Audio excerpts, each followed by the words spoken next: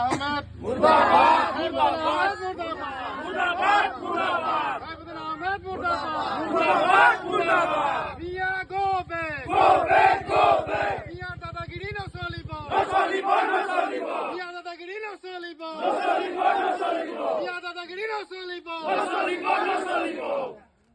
সাইফুদ্দিন আলী আহমেদ মুর্দাবাদ মুর্দাবাদ মুর্দাবাদ সাইফুদ্দিন আলী আহমেদ মুর্দাবাদ মুর্দাবাদ মুর্দাবাদ সাইফুদ্দিন আলী আহমেদ মুর্দাবাদ মুর্দাবাদ মুর্দাবাদ গোরখা আহমেদ জিন্দাবাদ জিন্দাবাদ জিন্দাবাদ গোরখা বিরোধী হুঁশিয়ার হুঁশিয়ার হুঁশিয়ার গোরখা বিরোধী হুঁশিয়ার হুঁশিয়ার হুঁশিয়ার গোরখা সমাজক করা অপমান হইজ করা নহব নহব নহব গোরখা সমাজক করা অপমান হইজ করা নহব নহব নহব এই দৰে নচলিব নচলিব নচলিব মিয়া গো বেক মিয়া গো বেক এই দৰে নচলিব নচলিব নচলিব সাবনা মে গো বেক সাবনা মে নিপাত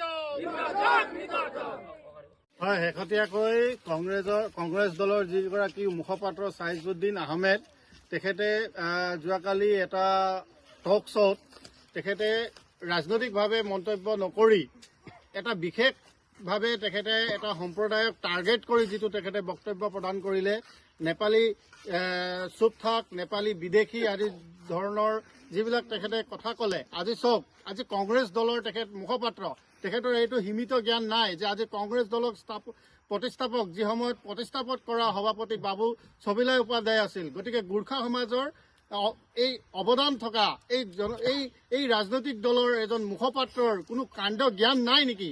এনেধৰণৰ মুখপাত্ৰ তেখেতসকলে কিয় নিয়োজিত কৰি ৰাখিছে? তেখেতক অনতিপলমে বিলম্বিত কৰিব লাগিব, আৰু বিলম্বিত কৰিলেই নহ'ব। যদি কংগ্ৰেছ দলৰ মন্তব্য হয় তেতিয়াহ'লে কংগ্ৰেছ দলৰ সভাপতিগৰাকীয়ে ক্ষমা বিচাৰিব লাগিব।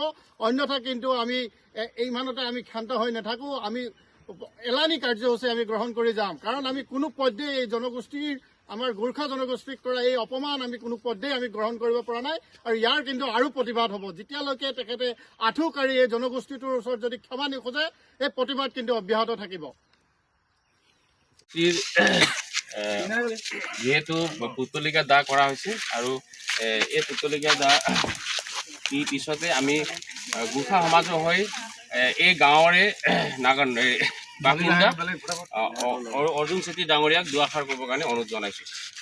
অসম কংগ্ৰেছ প্ৰদেশৰ মুখপাত্ৰ ছাইফুদ্দিন আহমেদ যোৱাকালি যিটো নিউজ ND24ত যিটো গোৰ্খা সমাজৰ যিটো অপমান, অসমত বসবাস কৰাত 30 লাখ গোৰ্খা সমাজৰ যিটো অপমান আমি সহ্য কৰিব নোৱাৰোঁ, আৰু আগন্তুক দিনত তেখেতে ক্ষমা খুজি আঁঠু কাঢ়ি ক্ষমা খুজিবলৈ আমি অনুৰোধ জনাইছোঁ। আৰু ছাইফুদ্দিন আহমেদ মিয়া তেখেত বাংলাদেশী আৰু